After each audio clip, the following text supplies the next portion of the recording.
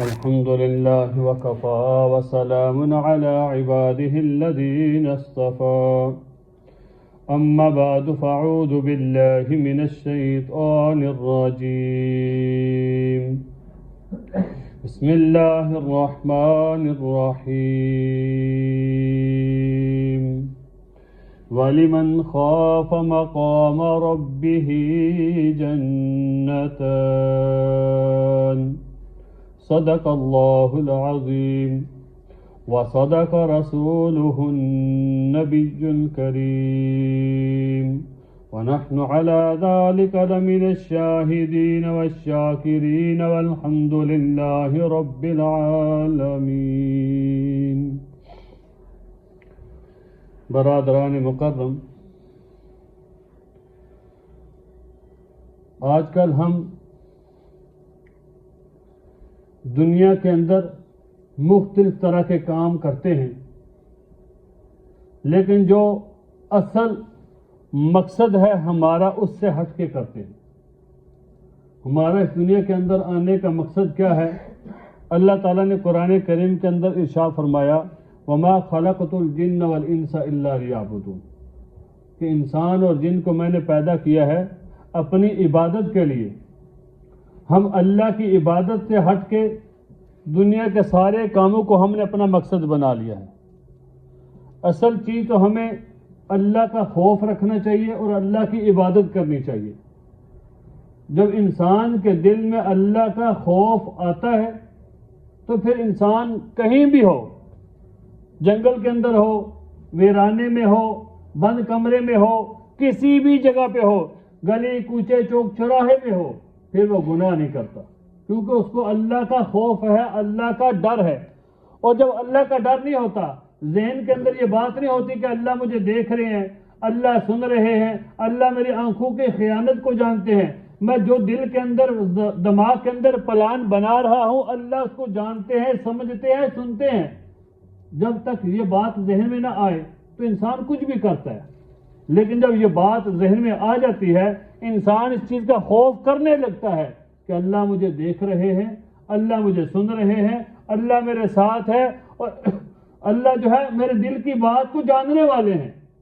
تو پھر انسان گناہ نہیں کرتا، چاہے کسی بھی جگہ پہ ہو.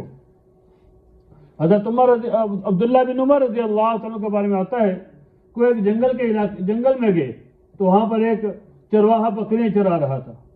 تو دیکھا تو اس کے پاس بکریاں، تو حضرت عبداللہ بن عمر فرماتے ہیں کہ ہم نے آزمائش کے لیے کہا کہ تم ہمیں کیا کرو کہ ایک بکری دے دو، پیسے لے لو تو ہم اس کو پکائیں گے، ہم بھی کھائیں گے، تم بھی کھانا. تو کون سا تمہارا مالک یہاں پہ ہے؟ وہ کہنے لگا کہ میں بکریوں کا مالک نہیں ہوں، میرا مالک یہاں پہ نہیں ہے. تو حضرت عبداللہ بن عمر رضی اللہ عنہ کو فرمایا کہ جب تمہارا مالک نہیں ہے یہاں پہ تو دے دو، یہ تو تمہارے لیے اور بھی زیادہ اچھا ہے. وہ کہنے لگا کہ دیکھو مالک تو نہیں ہے لیکن مالک کا مالک اللہ تو دیکھ رہا ہے نا، اللہ تو جانتا ہے کہ میں ان بکریوں کا مالک نہیں ہوں، اللہ جانتا ہے. تو حضرت عبداللہ بن عمر رضی اللہ عنہ فرماتے ہیں کہ میں نے دل کے اندر سوچا کہ حضور علیہ السلام کی محنت کتنی ہے کہ گلی کوچے میں ہو یا بازار میں ہو یا جنگل میں اندر جہاں بھی آدمی ہو، وہ دل کے اندر جو اللہ کا خوف آ جاتا ہے پھر آدمی گناہ نہیں کرتا، پھر آدمی کبھی بھی غلط کام نہیں کرتا. آج اگر ہم دیکھیں روڈ کے اوپر جب ہم گاڑی ڈرائیو کر رہے ہوتے ہیں نا تو سپیڈ کیمرے کا سائن آتا ہے تو ہم تھوڑے چکنے ہو جاتے ہیں، ہم دیکھنے لگ جاتے ہیں کہ یہاں پر کیمرہ لگا ہوا ہے. پھر ہم اس کو فائنڈ بھی کرتے ہیں کہ کیمرہ کہاں پہ ہے، لیفٹ سائڈ پہ، رائٹ سائڈ پہ، یہ سامنے ہے. ہم دیکھتے ہیں کہ کیمرہ ہمیں کیا کرے گا، فلیش کرے گا، اس کا ٹکٹ لگے گا، ہمیں ڈر ہوتا ہے. پھر آدمی بڑے چکنے سے، بڑے دھیان سے وہاں سے ڈرائیو کرتا ہے، اپنی بار بار سپیڈ بھی چیک کرتا رہتا ہے. تو ہمیں جب ہم دل کے اندر یہ بات سوچیں گے نا کہ اللہ ہمیں دیکھ رہا ہے تو پھر آدمی کبھی بھی گناہ نہیں کرے گا. ہمیں اپنے دل کے اندر اس چیز کا استحضار کرنا چاہیے، اپنے دل کے اندر اس بات کو بار بار یاد کرانا چاہیے کہ اللہ ہمیں دیکھ رہا ہے. دیکھیں اللہ کی ذات تو وہ ذات ہے لا تأخذہ سنۃ ولا نوم، کہ اللہ کے کہتے ہیں نا کہ اللہ کی ذات وہ ذات ہے کہ جس کو کبھی نیند نہیں آتی. نیند تو درکنار دور کی بات ہے، اونگ بھی نہیں آتی. اونگ کیا ہوتی ہے کہ آدمی بیٹھا بیٹھا کبھی تھوڑا سا جھٹکا لگے نیند کا تو پھر اٹھ جائے، وہ ہوتی ہے اونگ. فرمایا اللہ کو اونگ بھی نہیں آتی. انسان تو پھر سو جاتا ہے نا, کیمرہ تو اس وقت ریکارڈ کرے گا جب وہ چل رہا ہو یا اس کی حدود میں ہو, اس کی حد کے اندر ہوگا تو فلیش کرے گا, ورنہ وہ نہیں ریکارڈ کرے گا. لیکن اللہ کی ذات تو گلی کوچے میں ہو, بازار میں ہو, تنہائی میں ہو, جہاں بھی ہو, اللہ تعالیٰ دیکھ رہے ہیں. ایک حضرت عمر رضی اللہ عنہ کے زمانے میں ایک شخص تھا نوجوان, تو وہ مسجد میں بیٹھا رہتا تھا, عبادت کرتا رہتا. تو ایک دن کیا ہوا کہ ایک عورت جو ہے نا اس کے اوپر ڈورے ڈالنے لگی. اس عورت کا دل آ گیا اس کے اوپر, تو اس کو بلانے لگے, اپنی طرف متوجہ کرنے لگی. تو ایک دن وہ نوجوان بھی گیا ادھر, لیکن جیسے ہی اس کے گھر میں گیا تو اس کو اللہ تعالیٰ کے قرآن کریم کی ایک آیت یاد آئی, ان الذین اتقوا اذا مسهم طائف من الشیطان تذکروا فاذا هم مبصرون. جیسے ہی یہ آیت ذہن کے اندر آئی, اسی وقت کانپنے لگے, بے ہوش ہو کے گر گیا. اس کو اٹھا کے گھر لائے تو اس کے والد کو ہوش آیا, تو اس نے اپنا سارا قصہ جو اپنے والد کو بتایا.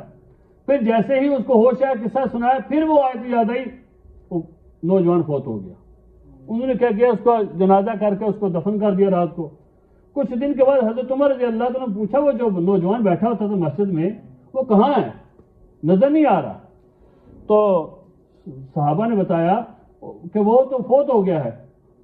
تو پھر کیا کیا کہ حضرت عمر رضی اللہ عنہ اپنے ساتھیوں کے ساتھ اس کے گھر گئے, اس کے والد کے پاس تعزیت کی, پوچھا کہ کیا ماجرا ہوا. تو انہوں نے ساری بات بتائی. تو قبر پہ گئے, قبر پہ جا کے کہا کہ وَلِمَنْ خَافَ مَقَامَ رَبِّهِ جَنَّتَانِ, کہ جو بندہ اللہ کے خوف سے, اللہ کے سامنے کھڑا ہونے سے, اللہ کے خوف سے ڈر جاتا ہے, اللہ تعالیٰ اس کو 2 جنتیں عطا کریں گے. قبر سے آواز آئی, اے عمر, اللہ نے مجھے 2 جنتیں دے دی ہیں, اللہ نے مجھے 2 جنتیں دے دی ہیں. تو جب دل کے اندر خوف ہوتا ہے تو پھر آدمی اپنے آپ کو گناہ سے بچا لیتا ہے. ہمیں تو خوف نہیں ہوتا نا, ہم گلی میں ہو, بازار میں ہو, تو پھر ہم لوگوں کے سامنے گناہ کرتے ہوئے تھوڑے ڈرتے ہیں. لوگوں کے سامنے گناہ کرتے ہوئے ڈرتے کہ لوگ کیا کہیں گے, کتنا بے شرم آدمی ہے, اس کو شرم نہیں آتی لوگوں کے سامنے. یہاں سے ماں بہن گزرتی ہے, یہاں سے لوگ گزرتے ہیں, یہ گلی کوچے چوک بازار میں کھڑا ہے, گناہ کر رہا ہے, غلط کام کر رہا ہے, غلط حرکت کر رہا ہے, لوگ اس کو شرمسار کریں گے, اس کو تنبیہ کریں گے. لیکن جب آدمی تنہائی کے اندر ہوتا ہے تو آدمی گناہ کر لیتا ہے. اس کو پتا ہے کہ یہاں پر مجھے کوئی نہیں دیکھ رہا, تو آدمی گناہ کر لیتا ہے. لیکن اللہ کی ذات جانتی ہے, اللہ کی ذات جانتی ہے. تو جب اللہ کا خوف ہوگا, فرمایا کہ پھر آدمی گناہ نہیں کرے گا, آدمی گناہ نہیں کرے گا. آج ہم اپنے اندر اس چیز کا جب دل کے اندر یہ بات پیدا کریں گے نا کہ اللہ تعالیٰ ہمیں دیکھ رہا ہے, تو اللہ تعالیٰ ہمارے ساتھ موجود ہے, تو پھر آدمی گناہ نہیں کرے گا. اپنے آپ کو آدمی تنہائی کے اندر گناہ سے بچانا چاہیے. فرمایا کہ جو آدمی تنہائی کے اندر گناہ کرتا ہے, تنہائی کے اندر تہامہ پہاڑ کے برابر بھی اگر اس کی نیکیاں ہوں, اللہ تعالیٰ سارے مال کو ضائع کر دیتے ہیں. کتنی بڑی بات ہے کہ تنہائی کے اندر گناہ کرنے سے نیک اعمال ضائع ہو جاتے ہیں. ایک جماعت جو ہے جنت کے اندر جا رہی تھی, تو ان سے فرشتوں نے پوچھا کہ تم کہاں جا رہے ہو. وہ کہتے ہیں ہم تو جنت میں جا رہے ہیں. پوچھا کہ کس چیز کے, تم نے حساب دیکھا؟ نہیں, حساب نہیں دیکھا. اچھا تم نے دوزخ دیکھی؟ دوزخ نہیں دیکھی. اچھا تم نے پل صراط دیکھا؟ فرمایا کہ نہیں, ہم نے تو نہیں دیکھا. فرشتے کہنے لگے نہ تو نے دوزخ دیکھی, نہ تو نے پل صراط دیکھا, نہ تم نے حساب دیا, تم ہو کون؟ وہ کہنے لگے کہ ہم حضرت امت محمد صلی اللہ علیہ وسلم ہیں. کیا ہے؟ محمد صلی اللہ علیہ وسلم کی امت ہیں. فرشتے ان سے قسم دے کے کہیں گے تمہیں اللہ کی قسم ہے, تم بتاؤ کہ دنیا کے اندر تم کون سا عمل کرتے تھے؟ وہ کہتے ہیں کہ ہمارے اندر 2 خصلتیں تھیں, 2 ایسی عادتیں تھیں جس کی وجہ سے اللہ تعالیٰ نے ہمارے اوپر فضل و کرم کیا, اپنی رحمت کی, اور ہمیں بغیر حساب کی جنت کی طرف بھیج دیا. فرشتے پوچھیں گے وہ کون سی 2 چیزیں ہیں؟ وہ کہیں گے پہلی بات تو یہ ہے, پہلی چیز یہ ہے کہ جس وقت ہم تنہائی کے اندر ہوتے تھے تو ہم گناہ نہیں کرتے تھے. ہم تنہائی کے اندر اللہ تعالیٰ کی نافرمانی کرنے سے حیا کرتے تھے. ہم اللہ تعالیٰ کی نافرمانی کرنے سے, ہم گناہ کرنے سے ہم ڈرتے تھے. ایک یہ بات ہے. دوسری یہ بات ہے کہ جتنا بھی رزق جو بھی اللہ تعالیٰ نے ہمارے مقدر میں کیا ہے, جو بھی ہمیں ملا ہم اس کے اوپر راضی ہو گئے. تو ہمیں بھی چاہیے کہ جب تنہائی کے اندر ہوں تو اپنے آپ کو گناہوں سے بچائیں.